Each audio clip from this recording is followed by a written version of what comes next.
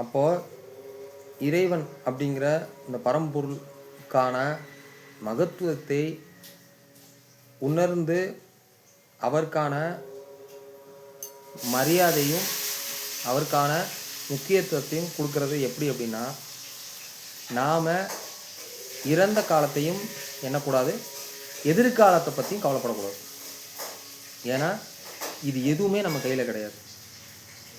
அவருக்கு உண்மையான மரியாதை நம்ம செலுத்துகிறோம் அப்படின்னா முதல்ல கவலையே இருக்காது, மனம் கரைய ஆரம்பிக்கும்.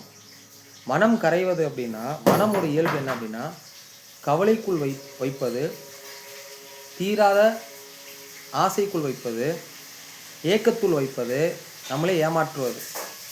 அப்போ இது எதுவுமே இருக்காது. ஏன்னா அவருக்கு மரியாதை கொடுக்கணும், அவருக்கான பக்தியை கொடுக்கணும், பக்தியை செலுத்தணும் அப்படின்னா கோயிலுக்கு போய் ஓடி போய் திருநீர் போட்டுட்டு இல்லை அவரை போய் தரிசனம் பண்ணிட்டு வர்றது பக்தி கிடையாது. அவரை இங்கே சுமக்கணும், அவரை இங்கே சுமக்கக்கூடாது, இங்கே சுமக்கணும். நம்ம இங்கே சுமக்கிறோம். அறிவு கண்ணால் பார்ப்பது மிகவும் தவறு. அறிவு கண்ணால் அவரை பார்க்கும் இயலாது. மன கண்ணால் பாருங்க, அதுதான் மூன்றாம் கண்ணுன்னு சொல்லுவாங்க. மூன்றாம் கண்ணுங்கிறது இங்கேயோ அங்கேயெல்லாம் கிடையாது. உங்களோட இருதயத்திலேருந்து பாருங்க, இருதயத்தின் ஆழத்திலிருந்து அவரை பார்க்க பழகுங்க, அவரை உணர பழகுங்க, அவருக்குள்ளே இருக்க தன்மையை எப்படி இருக்கும்னு நினச்சி பழகுங்க. ஏன்னா நம்மளோட அப்பா அம்மா நமக்கு கொடுத்துருக்க எல்லாமே அவர் மூலியமாக தான் வந்திருக்கு. அவர் வேற எங்கேயும் கிடையாது, வேற எங்கேயோ வெளி உலகத்துலையோ மலை மேலேயோலாம் உட்கார கிடையாது. முதல்ல அவர் நமக்குள்ளே இருக்கார். நாம் அதை மறந்துட்டனால தான் மலை மேலே கோயில், அந்த கோயில், இந்த கோயில் மறந்துடக்கூடாதுங்கிறதுக்காக அதை செஞ்சது. ஒரு தனிப்பட்ட இடத்துல இருந்தால் ஒரு தூய்மையாக இருப்பார்னு. அப்போ அப்பேற்பட்ட தூய்மையான ஒரு உண்மையை சத்தியத்தை ஏன் நமக்குள்ளே இருந்து தானே வெளியில் வந்தது. திரும்பி அதை நமக்குள்ளே வச்சு அழகு பார்க்கலாம் இல்லையா, நமக்குள்ளே அந்த இருதயத்துக்குள்ளே வச்சு அழகு பார்க்கலாம் இல்லையா. அப்பேற்பட்ட இறைவனை ஏன் நம்ம வெளியில் பார்க்கணும், ஏன் நமக்குள்ளே பார்க்கக்கூடாது? நமக்குள்ளே பார்க்க பார்க்க அந்த ஆனந்த நிலை அது அதிகமாகும் இல்லையா. நம்மளுடைய எண்ணங்கள் மாறும் இல்லையா, நமக்கு ஒரு அமைதி கிடைக்கும் இல்லையா, ஆனந்தம் கிடைக்கும் இல்லையா, ஒரு சாதிச்ச ஒரு திருப்தி கிடைக்கும் இல்லையா. எங்கெங்கேயோ எதோ செஞ்சு சாதிக்கிறதுக்கான முயற்சிகள் பண்ணி வெளியில் தேடி தேடி தோற்று போய் நொந்து நூலாய் மீண்டும் மீண்டும் அந்த தவறை செய்யாமல் இருக்கிறதுக்கு ஏன் நம்மளை படைச்ச அந்த பரம்பொருளுக்குண்டான அந்த மரியாதை ஏன் கொடுக்கக்கூடாது? அவருக்கான அன்பு அங்கேருந்து அந்த அன்பை திருப்பி அவருக்கு கொடுக்கக்கூடாது? நமக்கு உணர்றதுக்கான 6 அறிவு கொடுத்தாரு இல்லையா. எதுக்கு? பகுத்தறிகிறதுக்கு தானே கொடுத்துருக்காரு. எது நல்லது எது கெட்டதுக்காக தான் நமக்கு கொடுத்துருக்காரு. அப்போ அதை வச்சுக்கிட்டு எது உண்மை எது பொய் எது சத்தியம்னு நம்மளால முடியாதா? ஏன் மீண்டும் அவருக்கான பொருள் அவர்கிட்ட கொடுக்கக்கூடாதா? அவர் தானே இதுக்கு ஓனரு, அவர் தானே அது இதுக்கு தலைவன், அவர் தானே. நம்ம உடையவன் யாரு? படைப்பாளி யார்? அவர். சரியா? படைக்கும் பொருள் தான் நம்ம. அப்போ பொருளுக்கு மட்டும் நமக்கு ஆசை இருக்குது. அவருடைய பொருள் மேலே நமக்கு ஆசை இருக்குது, ஆனால் அவர் மேலே ஆசை இல்லை. அவரோட பொருளையே அவர்கிட்டே கேட்டு அவர்கிட்ட இருந்தே வாங்கி அதை பற்றியான குறைவு அவர்கிட்டயே சொல்கிறோமே, இதுக்கு எதுக்கு 6வது அறிவு? எந்த விதத்தில் நியாயம்? உடைமை வேணும் ஆனால் உடையவன் தேவையில்லை, படைப்பு வேணும் ஆனால் படைப்பாளி தேவையில்லை. இது எப்படி இருக்குது?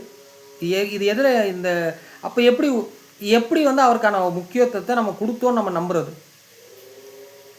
அவர் எப்படி சந்தோஷமாக ஒரு அப்பா அம்மா வீட்டில் வச்சு நம்ம படைச்சு நமக்கு கொடுத்த உடம்பு கொடுத்த அப்பா அம்மா நம்ம மரியாதை நிமித்தமாக நம்ம அவரை பார்த்துக்குறோம் இல்லையா. அப்போ இதுக்கு ஆன்மாவை நமக்கான உண்மையான நம்ம யார் அப்படிங்கிறது அந்த ஆன்மாவோட பிரதிபலம் தான் இந்த உடம்பு. ஆன்மாவிலேருந்து உடம்பு சடலம் தான், ஜடப்பொருள் தான். யாருமே சீண்ட கூட மாட்டாங்க, 2 நாள் கூட வச்சுக்க மாட்டாங்க, தூக்கும்பாங்க, அருணாக்குடி கூட பிடிங்கிட்டு தான் அனுப்புவாங்க. அப்படிப்பட்ட இந்த உடம்புக்கு உண்டான முக்கியத்துவம் கொடுக்கும்போது அந்த ஆன்மாவுக்கு எவ்வளோ முக்கியத்துவம் கொடுக்கணும்? அப்போ ஆன்மாவை பற்றி பேசினோம்னா சாமியாக இருப்பாங்க, எனக்கு ரொம்ப தூரம் இந்த அறிவும்பீங்க. ஏன்னா உங்களுக்கு யதார்த்தத்தை புரிஞ்சுக்கிறதுக்கு பயம், யதார்த்தத்தை நம்புறது பயம், யதார்த்தத்தை ஏற்றுக்கிறதுக்கு பயம். நீங்கள் அதை யதார்த்தத்தை ஏற்றுக்கிட்டா இங்கே இருக்கிற பந்தம் பாசம்லாம் நீங்கள் விட்டுருவீங்க. உங்களுக்கு என்ன கவலை தெரியுமா? கவலைப்படுறது எங்கே நின்று போயிடுமோங்கிற கவலை, கவலைப்படுறதுக்கு எதுவும் இல்லாமல் போயிடுமோங்கிற கவலை. எப்போவுமே சந்தோஷமாக ஆகிட்டோம்னா என்ன பண்ணுறது ஒரு கவலை. உட்காந்து திண்ணையில் உட்காந்து பேசுகிறதுக்கு தலைப்பு கிடைக்காதுங்கிற ஒரு பயம். புரியுதுங்களா? இதுதான் மாயை. மாயை வலை. சிலந்தி வந்து வெளியில் சிக்க வேண்டியதில்லை, தன்னோட வலையிலே சிக்கிக்கும். சிலந்தி எதில் போகும்? வெளியில் இருக்க வலையில் சிக்கணுங்கிற அவசியம் கிடையாது. தன்னால் உருவாக்கப்பட்ட வலையிலே அது சிக்கி அது கடைசியில் அது இறந்து போயிடும். அதே மாதிரி இந்த மாயை உலகத்தில் மாட்டிக்கிட்டு படாத பாடு பண்ணுறான் மனுஷன். கொஞ்சம் யோசிச்சானா, வெளியில் வந்துட்டானா, இதில் இருக்க ஆனந்த நிலையும் சுதந்திர நிலையும், இது இயல்பாகவே சுதந்திர நிலை தான். இந்த சுதந்திரத்துக்கு வர்றதுக்கு கொஞ்சம் அறிவை பயன்படுத்தி சொந்த அப்பாவை, நம்மளை படைச்ச தகப்பனாரை வந்து கண்டுபிடிக்கிறதுக்கு எதுக்கு இவ்வளோ கஷ்டம்? ஏன்னா ஏற்றுக்கிறது கஷ்டம். எங்கே நான் வந்து எல்லாத்தையும் விட்டுட்டு போயிடுவனோ, எங்கே நான் இங்கே இவங்க மேலே பாசம் இல்லாமல் போயிடுமோ, எங்கே நான் ருசிக்க முடியாமல் போயிடுமோ, எங்கே சாப்பிட முடியாமல் போயிடுமோ, எங்கே அசைவம் சாப்பிட முடியாமல் போயிடுமோ, எங்கே நான் வந்து மற்ற புலன்களுக்கு தீனி போட முடியாமல் போயிடுவனோ, புணர்தல் இல்லாமல் போயிடுமோ, உடல் சுகத்துக்கு இல்லாமல் போயிடுமோ, அதில் பற்று இல்லாமல் போயிடுமோங்கிற பயம். புரியுங்களா? அதனால் இங்கே இருக்கிற வரைக்கும் அவஸ்தை தான். நீங்கள் இங்கே இருந்துக்கிட்டு 2 கப்பலில் ஒரே நேரத்தில் கால் வைக்கிறது, இறைவனையை திருப்திப்படுத்திக்கிறேன், நான் இங்கேயும் திருப்திப்படுத்திக்கிறேன்னு நினைக்கிறது, இதெல்லாம் மிக மிக தவறு. நீங்கள் இறைவன் முட்டாள் கிடையாது. 24 மணி நேரம் கவனிச்சிட்டு இருக்காரு. ஒவ்வொரு சனமும் கவனிச்சிட்டு இருக்காரு உங்கள் செயலை. அவருக்கு பயந்து நடங்க. அவரை பார்க்குறாருங்கிறத நம்புங்க. அவர் உள்ளே இருக்கிறாருங்கிறத மறந்துட்டு நீங்கள் வந்து செயல்பட்டு இருக்கிறீங்க. சரிங்களா? அவர் யாரையும் வந்து துன்புறுத்தியோ இல்லை ஃபோர்ஸ்ஃபுல்லாக ரொம்ப வந்து கடுமையாக வந்து தண்டிச்சோ உள்ள அவர் இழுக்க மாட்டார். அன்புள்ள தான் அவர் சாதிப்பார். நம்ம தான் தவறான வழியில் போய் நம்ம சீரழிச்சுக்கிறோம்.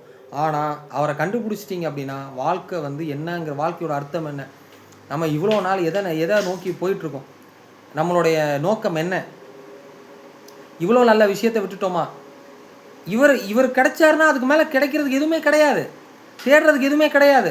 முழு அன்பு, அன்போட ஜென்ரேட்டர், அன்போட டிரான்ஸ்ஃபார்மர், அன்போட ஒரு குடவுன் எல்லாமே இங்கேயே இருக்குது. நீங்கள் அங்கே கொஞ்சம் அவன் என்னை கவனிக்கலை, அவன் என்னை மதிக்கலை,